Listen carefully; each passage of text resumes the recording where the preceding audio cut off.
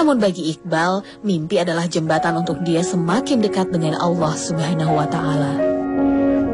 Dari mimpi, Iqbal yang semasa hidupnya sebagian besar dihabiskan di jalanan, terbuka mata dan hatinya untuk segera bertaubat. Kepergian ayahanda yang tetap menganggap Iqbal adalah anak baik meskipun menjalani kehidupan kelam, membuat lelaki berkulit putih ini membenahi hidupnya dan menjalankan semua perintah Allah Subhanahu wa Ta'ala.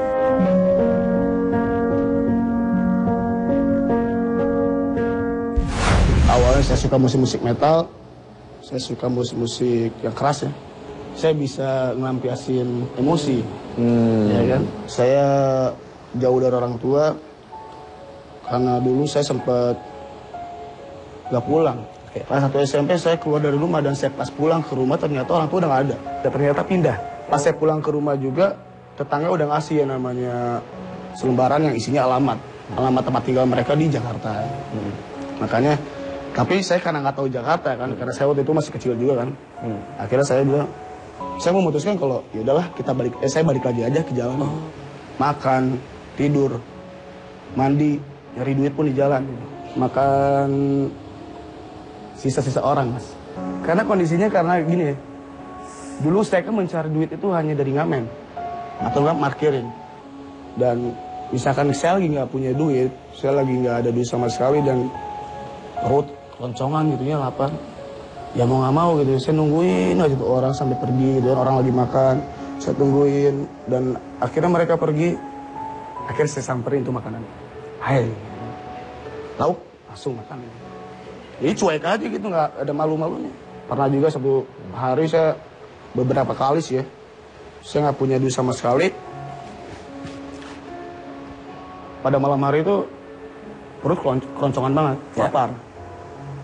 Akhirnya mau nggak mau jijik aja bodo amat itu kan. Sisa makanan yang kalau misalkan di restoran itu kan kayak ayam atau apapun ya, dia nggak disariin Mas, ya kan?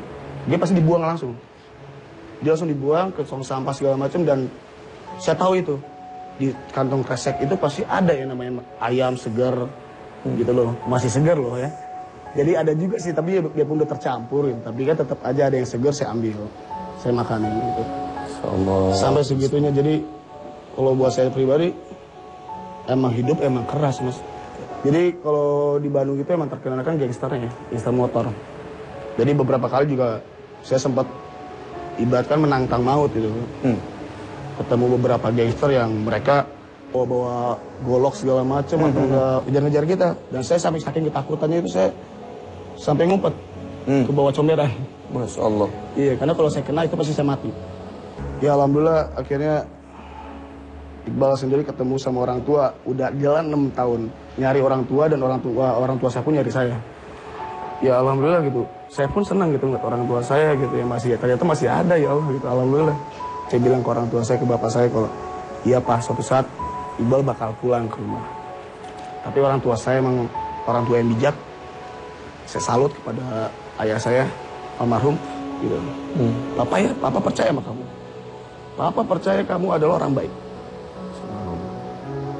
Di situ saya pikir, Papa nggak tahu kehidupan saya kayak gimana gitu. Kehidupan saya yang sekian banyaknya masalah gitu kan di jalanan itu. Ya mungkin kalau Papa tahu mungkin Papa malu gitu. Tapi di sini kehebatannya seorang bapak yang selalu percaya dan selalu berpikiran baik kepada anaknya. Tempat dulu pernah saya pakai narkoba segala macam. Saya ngerasain itu karena saya emang benar-benar ngerasa kok hidup saya gini terus gitu. Karena sampai anak saya sendiri pun ngeliat itu barang itu. Ya gitu. Allah. Anak saya masih kecil, saya pernah pengen ketangkep polisi sampai saya pengen digerebek sama polisi itu. Anak saya menolong saya. Ya Allah. Anak saya nolong saya, anak saya ngebuang itu ganjanya. Karena itu saya akhirnya punya titik balik mungkin ya. Saya memakai narkoba dengan berlebihan yang akhirnya jadi overdosis. Jadi overdose. Akhirnya saya masuk rumah sakit. Saya kayak yang udah pengen mati. Sampai saya cuma bernazar sama Allah. Ya Allah, seandainya saya masih diizinkan olehmu untuk hidup, izinkan saya untuk bertobat kepadamu ya Allah. Saya terus memohon kepada Allah, ya Allah saya ingin tobat. Tolong saya Ya Allah, bila Engkau masih ingin berkenan untuk hamba masih hidup di dunia ini, izinkan hamba untuk bertobat kepada-Mu. Setelah saya keluar dari rumah sakit, alhamdulillah saya benar-benar dikasih sama Allah, dengar doanya. Allah ngasih sembuh saya. Akhirnya alhamdulillah saya juga udah mulai sholat kan. Udah mulai sholat karena saya juga bernazar seperti itu kepada Allah. Bila mana Allah menyembuhkan saya akan memperbaiki diri. 2007 saya ditinggalin oleh bapak saya.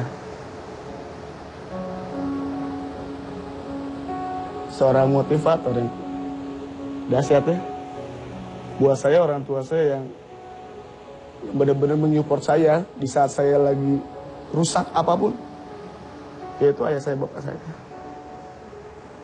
Dan beliau sebelum meninggal pun bilang, jangan tinggalin bapak, jangan tinggalin papa. Papa masih pengen sama kamu di rumah sakit. Beberapa hari kemudian saya ada telepon dari keluarga saya kalau ayah bapak udah meninggal. Ya Allah. Ya Rabbana atina fid dunya hasanah wa fil akhirati hasanah wa qina. Bismillahirrahmanirrahim. Emang hamba ini bodoh ya Rabb.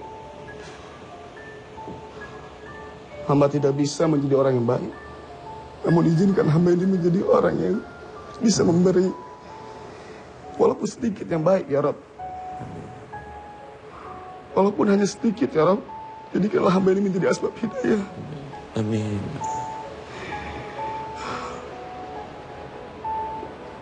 Ya Rabb, lindungilah orang tua, dan juga orang tua hamba ya Rabb. Lindungilah ayah hamba yang telah kembali kepada-Mu ya Rabb. Amin ya Allah. Hamba ini selama tidak banyak berbakti kepada beliau ya Rabb. Selamatkanlah beliau ya Rabb. Amin ya Allah. Tempatkanlah beliau di tempat-Mu yang terbaik ya Rabb. Amin ya Allah. Amin ya Allah ya Rabb. Amin.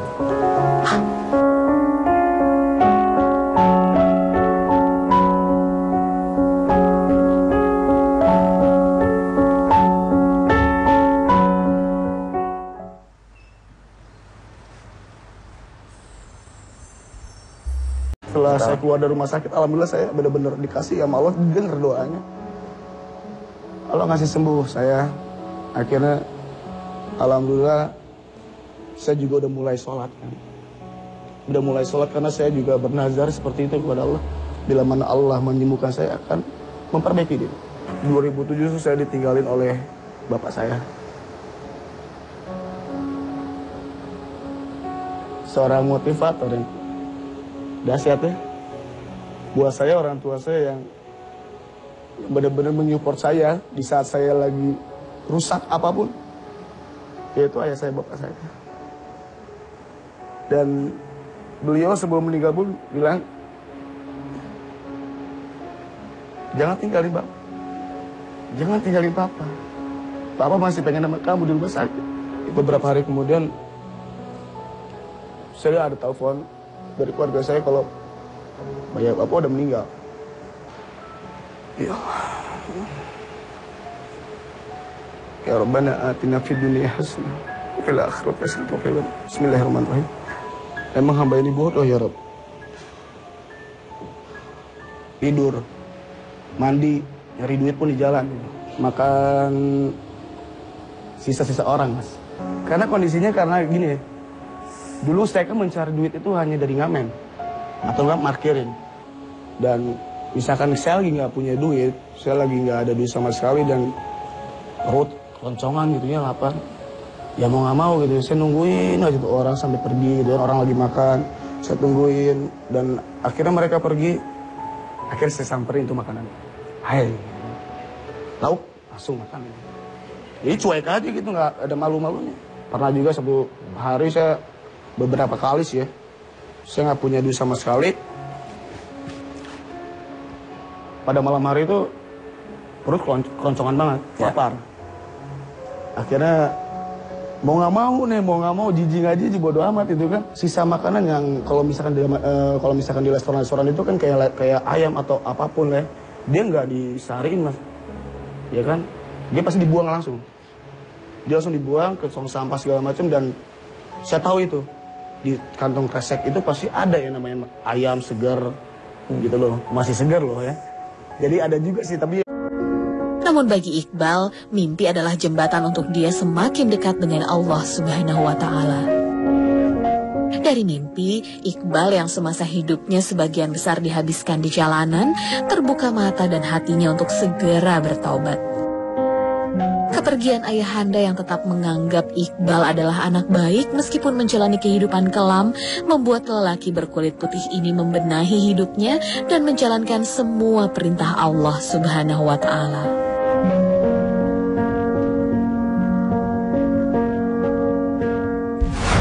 awalnya saya suka musik-musik metal, saya suka musik-musik yang keras ya. Saya bisa ngelampiasin emosi, ya kan. Saya jauh dari orang tua karena dulu saya sempat gak pulang. Pas satu SMP saya keluar dari rumah, dan saya pas pulang ke rumah ternyata orang tua udah gak ada. Dan ternyata pindah.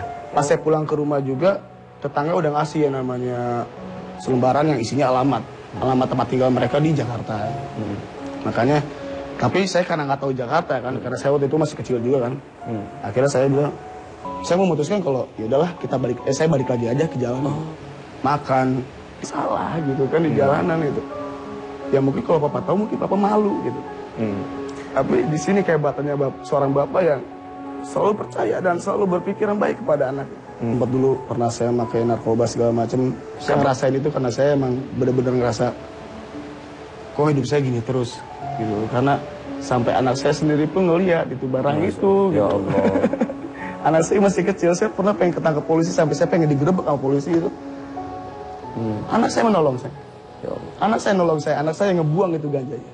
Karena itu saya akhirnya punya titik balik mungkin ya. Saya memakai narkoba dengan berlebihan, yang akhirnya jadi overdosis. Jadi overdose. Akhirnya saya masuk rumah sakit. Kan? Saya kayak yang udah pengen mati. Sampai saya cuma bernazar sama Allah. Ya Allah, seandainya saya masih diizinkan oleh-Mu untuk hidup, izinkan saya untuk bertobat kepadamu ya Allah. Saya terus memohon kepada Allah, ya Allah saya ingin tobat. Tolong saya, ya Allah, bila Engkau masih ingin berkenan untuk hamba masih hidup di dunia ini, izinkan hamba untuk bertobat kepadamu. Biarpun udah tercampur gitu, tapi kan tetap aja ada yang segar saya ambil, saya makanin gitu. Sampai segitunya. Jadi kalau buat saya pribadi, emang hidup emang keras mas. Jadi kalau di Bandung itu emang terkenal kan gangsternya, gangster motor. Jadi beberapa kali juga saya sempat ibaratkan menantang maut gitu. Ketemu beberapa gangster yang mereka bawa golok segala macam atau enggak ngejar-ngejar kita. Dan saya sampai saking ketakutannya itu saya sampai ngumpet ke bawah comberan. Masya Allah. Iya, karena kalau saya kena itu pasti saya mati. Ya alhamdulillah akhirnya Iqbal sendiri ketemu sama orang tua. Udah jalan 6 tahun nyari orang tua, dan orang tua saya pun nyari saya. Ya alhamdulillah gitu. Saya pun senang gitu ngeliat orang tua saya gitu ya, masih ternyata masih ada ya Allah gitu. Alhamdulillah. Saya bilang ke orang tua saya, ke bapak saya kalau iya Pak, suatu saat Iqbal bakal pulang ke rumah. Tapi orang tua saya emang orang tua yang bijak. Saya salut kepada ayah saya almarhum gitu.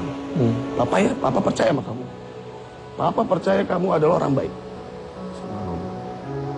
Di situ saya pikir, papa nggak tahu kehidupan saya kayak gimana gitu. Kehidupan saya yang sekian banyaknya